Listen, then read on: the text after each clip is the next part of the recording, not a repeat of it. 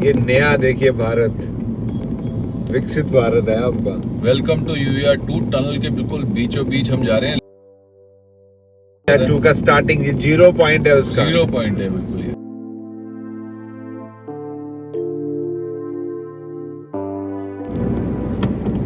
तो ये हम लोग देखने जा रहे हैं UER2 का स्टार्टिंग पॉइंट है, जो कि यहाँ से 0 पॉइंट है इसका। हाँ जी, जो कि अगर हम नरेला के पास कुंडली जगह कुंडली जगह है कुंडली। आगे सर से सब नया डेवलपमेंट हुआ है। तो अगर हमें अंडरपास से जाना है तो पहले यहाँ से जाना पड़ेगा। क्यों? क्योंकि वो वहाँ से आपका चला जाएगा कश्मीरी गेट। ओके, तो हम ये सब नई डेवलपमेंट है सर इस एरिया में। ये NIT है ये। यहाँ से रॉन्ग साइड से कोई नहीं आएगा मेरे को लगता है। सर इंडिया में ये फैसिलिटी भी अवेलेबल होती है। लॉन्ग साइड मतलब आदमी अपने आप को वो समझता है। और ये देखिए कश्मीर तक चलता है, उसके साथ हम ये अब मर्ज होने जा रहे हैं इस फ्लाईओवर को यूज करके। देश का सबसे लंबा हाईवे, एक्सप्रेसवे नहीं, हाईवे सर, बहुत बड़ा हाईवे के लिए प्रोविजनिंग कर दी है इन लोगों ने। और हम कोशिश करते हैं यहाँ से मर्ज हो जाए। ये हम मर्ज हो गए हैं 44 के साथ। दत्त साहब, कश्मीर चलना है तो सीधे चले जाओ, तमिलनाडु के कन्याकुमारी जाना है तो पीछे मुड़ जाओ, सीधा पहुंच जाओगे आप। बिल्कुल सही। और मगर आज हम जाएंगे UER2 के अंडरपास को देखने। बिल्कुल, ये नया देखिए भारत, विकसित भारत है आपका। वेलकम टू UER2 टनल के बिल्कुल बीचों बीच हम जा रहे हैं। ये देखिए UER2 का स्टार्टिंग 0 पॉइंट है उसका। 0 पॉइंट है बिल्कुल। 0 पॉइंट है UER2 का। कितनी शानदार व्यू है देखिए सामने। और जो आपने अभी बोला ना, विकसित भारत का प्रतीक है ये। बिल्कुल। और ये देखिए टनल जो है ऐसी छोटी मोटी टनल नहीं है। अच्छा। कि यहाँ पर आदमी निकल जाए, दो गाड़ियां निकल जाए। अच्छा। 3 लेन बनी हुई है यहाँ पर। अच्छी खासी स्पीड लिमिट दी हुई टनल और के सिर्फ ये जाने के लिए, आने के लिए नहीं है। आने के लिए ऊपर फ्लाईओवर है। हाँ बिल्कुल बिल्कुल। 40 किलोमीटर की स्पीड है, 5.5 मीटर की हाइट है। मगर ये चीज ध्यान में रखिए, यहाँ पर जो लाइन है, डॉटेड लाइन होती है, वो थोड़ा सा आप क्रॉस कर सकते हो। मगर हार्ड लाइन है ये। हार्ड लाइन मतलब आप यहाँ से इधर से उधर लाइन में नहीं जाना चाहिए। तो ये बहुत बढ़िया तरीके से स्पीड मेंटेन, 40 की स्पीड मेंटेन्ड है। मगर हम आराम से यहाँ पर मेरे ख्याल से 60 की स्पीड में भी, जैसे राइट साइड से गाड़ी निकली, साइड की 60 की स्पीड से भी लोग जा रहे हैं। और ये आ गई डॉटेड लाइंस, इसका मतलब आप लेन क्रॉस कर सकते हो। मगर टनल का मजा आ गया है ना।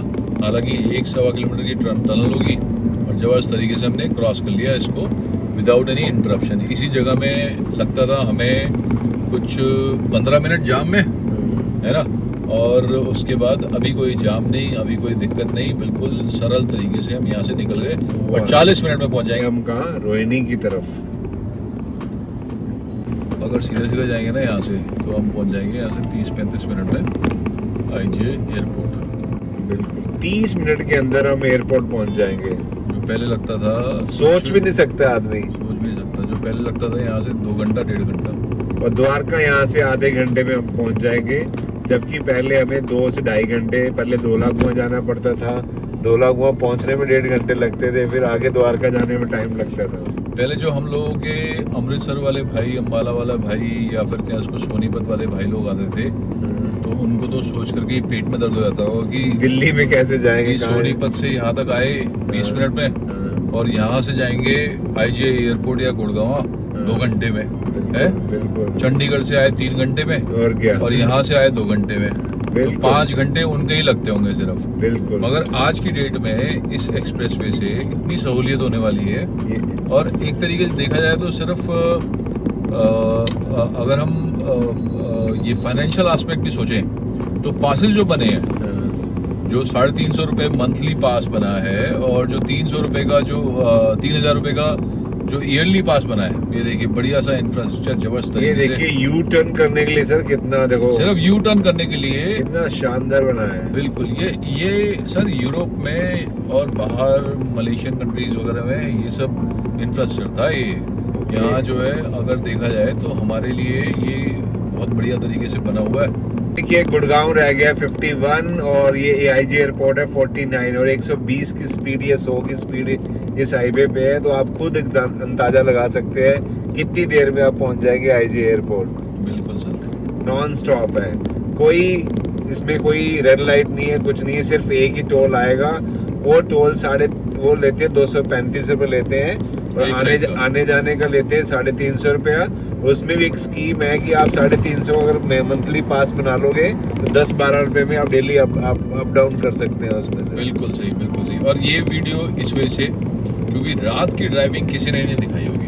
बिल्कुल, ये रात का हम व्यू दिखा रहे हैं कि कैसे आप जा सकते हैं। अब देखिए जो इंटरनेशनल फ्लाइट्स होती है सारी रात को ही होती है। बिल्कुल। तो रात को जब आओगे तो आपको कैसा दिखेगा, कोई दिक्कत है या नहीं है, क्योंकि रात को लोग भी नहीं मिलते हैं पूछने के लिए। बिल्कुल। तो ये रात की ड्राइविंग जो है ये अलग है, जो किसी भी चैनल में किसी भी अपडेट में नहीं दिखी होगी।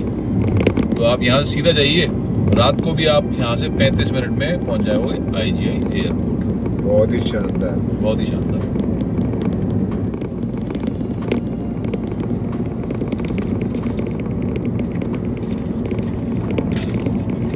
सर इस इलाके में आप रहते हो और आपने कभी इस इलाके में इतना ट्रैफिक देखा?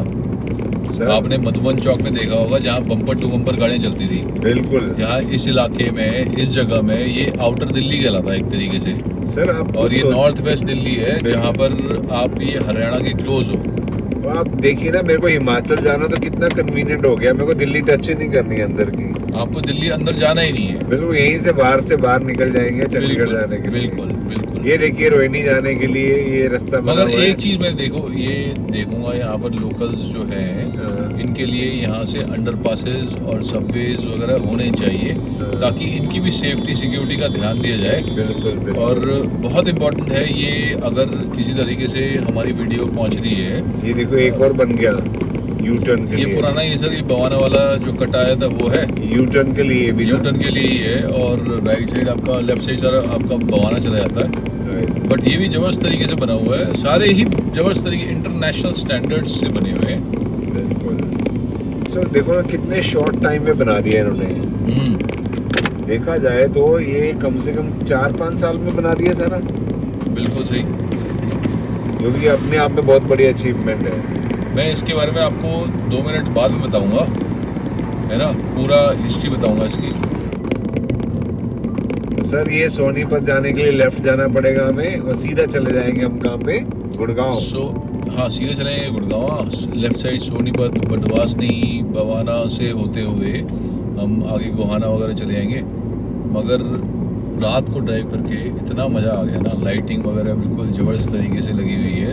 आप थोड़ी हिस्ट्री बताएंगे इस हाईवे की हमें? हाँ सर, अगर हम बात करें ना, जैसे मैं काफ़ी टाइम से फॉलो कर रहा हूँ इसको, एक्सप्रेसवे को, तो ये UER2 जो है पेपर्स में 2001 से दिल्ली के मास्टर प्लान में है। दिल्ली के मास्टर प्लान में 2001 से है। ओके। फिर कोई सेक्शन बना, कोई सेक्शन नहीं बना। जैसे पीछे की तरफ अभी हम होलंबी से आए, 0 पॉइंट्स के बाद हम होलंबी से होते हुए आए। तो होलंबी में क्या था, वहाँ पर वो रेल ओवर ब्रिज था जिसकी वजह से बना नहीं। आगे यहाँ पर एक केस चल रहा था बवाना में, जिसकी वजह से वो आगे कंप्लीट नहीं हुआ। और आगे आगे करके ऐसे बहुत सारे एनवायरमेंटल पब्लिक इश्यूज थे जिसकी वजह से ये कभी भी मटेरियलाइज नहीं हुआ। मगर 2021 में बीजेपी गवर्नमेंट ने इसको काफ़ी बढ़िया तरीके से वो लिया, जहां वो single window for all the businesses वगैरह लिया गया। और उसके बाद यहाँ पर से कंस्ट्रक्शन स्टार्ट हुई 2021 के आसपास। सिर्फ 21 में शुरू हुई? सिर्फ 21 में सर। ये एक रिमार्केबल चीज है कि 3-4 साल के अंदर इतना बढ़िया एक्सप्रेसवे जो दिल्ली की लाइफलाइन होने वाला है। और ये सिर्फ लाइफलाइन नहीं, जहां जहां से रोड जा रही है उसके 5 किलोमीटर के रेंज में आप इतनी इकोनॉमिक ग्रोथ देखोगे, और इतना आप वहां पर प्रॉपर्टी के प्राइसेस वगैरह देखोगे। लाइफ स्टैंडर्ड ऑफ लिविंग जो है वो इतना ज्यादा इंक्रीज हो जाएगा कि वो कहने की बात ही नहीं है। सर आपने प्रॉपर्टी वर्ड यूज किया है, तो मैं एक बात बताऊं, एक आदमी जब घर बनाना शुरू करता है ना 4 साल लगा देता है। हाँ जी। यहाँ तो गवर्नमेंट ने 4 साल में 70 किलोमीटर। अरे आपने ऐसी बात बोल दी ना कि आदमी घर बनाने में 3-4 साल लगा देता है, सोचने में, करने में। ये इतना लंबा 75 किलोमीटर का एक्सप्रेसवे है 4 साल में बना दिया है। 4 साल में बना दिया है, बना करके तैयार कर दिया है, पब्लिक को प्रदान कर दिया गया है। ये एक सर आसान काम नहीं है और इससे हमको फायदा होगा, आपको हमको फायदा होगा। और एक चीज और ऐड करूं, हाँ जी, ये ग्रीनलैंड पे है क्या बोलते हैं ये आप? सारा ग्रीन फील्ड में है। Green field. ये जो पैकेज वन है ना आगे यहाँ तक, क्या नाम है इसका, कंजावला कराला रोड तक, वहां तक पैकेज वन था और उसके बाद पूरा ये ग्रीन फील्ड है जो खेतों के बीच में से काट करके निकाला गया है। ग्रीन फील्ड क्या होता है बताएंगे? ग्रीन फील्ड होता है सर बिल्कुल जो स्क्रैच से बना होता है। मतलब पहले कोई रोड नहीं था वहाँ, पहले कोई रोड नहीं थी। और वो रोड बन करके मतलब बनने से पहले लैंड एक्विजिशन हुआ, किसानों को वहाँ मुआवजा दिया गया और उसके बाद बाकी सारी चीजें कंप्लीट होने लगी। सर ये देखिए हमारे इंफ्रास्ट्रक्चर का जवाब नहीं है यहाँ पर, पूरी लाइटिंग्स वगैरह जबरदस्त तरीके से। और मोदी जी ने यहाँ पर लेफ्ट साइड में सेक्टर 35 में ही इनॉग्रेट किया था। और ये देखिए ये सेक्टर रिठाला से आने वाली रोड है, ऊपर से ब्रिज जो है रिठाला से। हाँ जी, और यहीं पर ही बनने वाला है फेज 5 का मेट्रो जो यहाँ से होते हुए जाएगी, जिसका डीपीआर में वर्क चल रहा है। और उसके बाद देखो, आप देखो आगे देखो ना, कितना बढ़िया व्यू है। सर ये बाइक तो अलाउड नहीं है, बाइक वाले कैसे जा रहे हैं इसके अंदर? आपने बिल्कुल सही चीज बोली कि यहाँ से बाइक, ठेला, रिक्शा, ट्रैक्टर वगैरह अलाउड नहीं है। मगर मेरे ख्याल से इनिशियल अभी इनको रास्ता वस्ता नहीं पता है, रास्ता वस्ता खुला नहीं है, तो यहाँ से मेन जो कैरिज वे है उससे सारी बाइक्स वगैरह और ये सब वो सब जो है वो बंद हो जाएगा। मगर फिलहाल सेक्टर 35 के पास हम पहुँच गए, 37 के पास, और यहाँ से आईजे एयरपोर्ट 39 किलोमीटर। आप अभी आए 0 पॉइंट से, अलीपुर से आए, और मेरे ख्याल से 7 मिनट 5 मिनट लगा होगा। और सर गाड़ी हम बड़ी स्लो चला रहे हैं, बहुत स्लो चला रहे हैं, 60 की स्पीड में चला रहे हैं मजे से, बिल्कुल आराम से चला रहे हैं, कोई वो नहीं है। ये सेक्टर 38 का एग्जिट आ गया है और उसके बाद आपका आता है पैकेज 2। बट बताइए सर, ये UER 2 लिखा हुआ है, तो UER 1 भी कहीं पे होगा? सर बिल्कुल सही है, UER 1 भी है, UER 3 भी है, जो दिल्ली के मास्टर प्लान 2001 में था। राइट। मगर वो एक अनाथ बच्चे की तरह उसको छोड़ दिया गया है। उसमें ज्यादा ग्रोथ नहीं हुई है। अच्छा। जो एक सेक्टर 28 और 29 के बीच में डिवाइडिंग रोड जाती है वो है UER 1।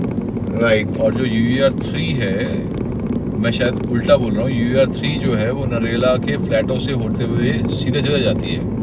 तो ये 3 मेजर अर्बन एक्सटेंशन रोड थी जिसका नाम दिया गया है, मगर उसमें से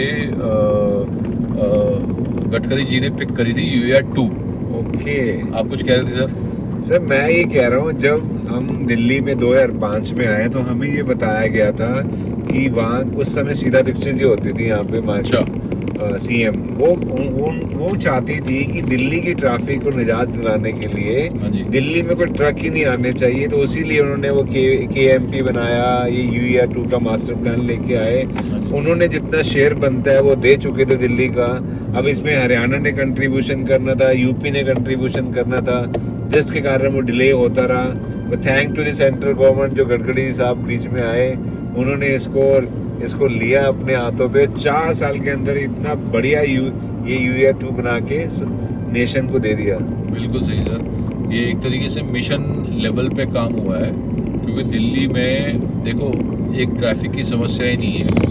अगर आप पॉल्यूशन की समस्या देखो तो सारा जो इस सड़क के नीचे, यहाँ पर हम सड़क बात कर रहे हैं, इस सड़क के नीचे बलसवा का लैंडफिल जो है उसमें से फिल्टर कर करके यहाँ से सारी चीजें निकाली गई हैं। उसके बाद यमुना जी का भी अगर आप देखो, अभी दिल्ली सरकार चेंज हुई है कुछ 3-4 महीने पहले फरवरी में, तो वहाँ पर भी काफी चीजें आपको दिख रही होंगी। जो बोलते हैं पहले 60 मीटर था, अभी वो 51 मीटर नीचे आ गया है, 9 मीटर नीचे आ गया है कुछ 6-7 महीने के अंदर।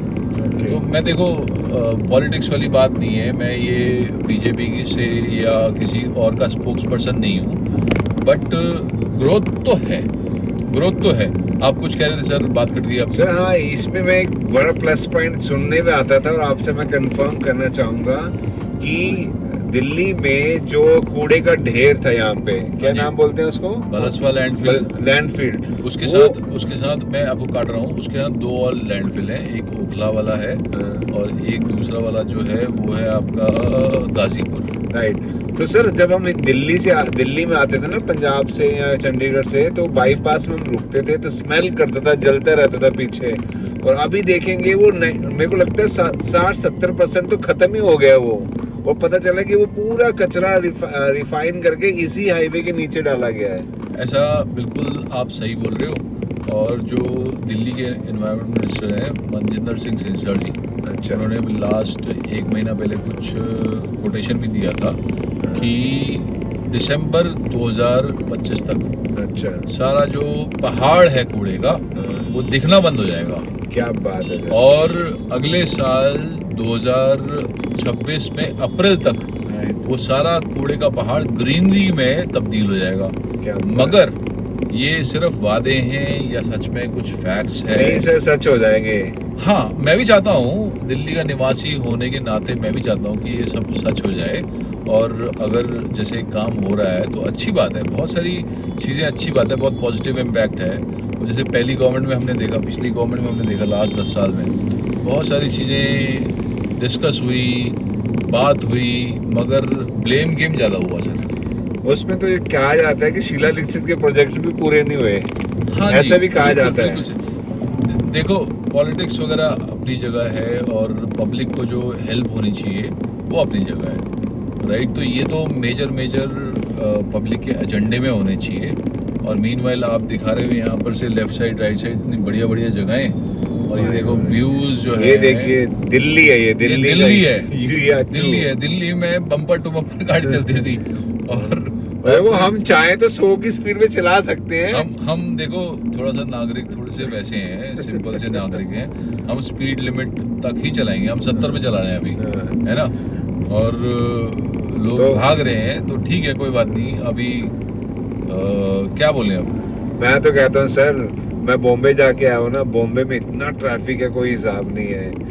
और इस तरह की प्लानिंग 2-3 अगर और हो गई तो हम अगले 20-30 साल के लिए ना वेल प्लान्ड हो जाएंगे दिल्ली में। आपने ना ऐसी बात बोल दी कि मैं एक कोटेशन है, उसमें कोटेशन का नाम वगैरह मैं बता नहीं पाऊंगा किसने बोला।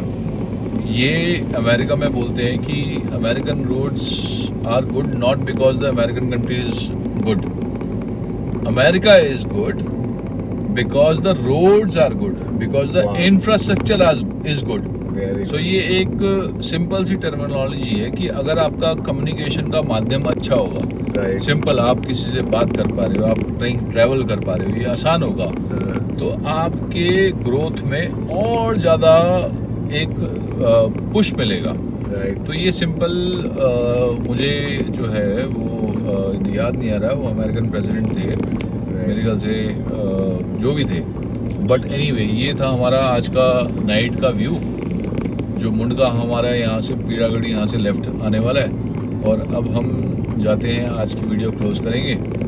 उम्मीद है सब्सक्राइबर्स को पसंद आया होगा। कुछ और कमेंट करिए जो देखना चाहेंगे रात को एक्सप्लिसिटली, बिल्कुल, है ना। अगर कुछ देखना चाहते हैं आप, तो आप देख रहे थे exploring with Vijay and journey with roots. जय हिंद, जय Bharat. Thank you very much for watching.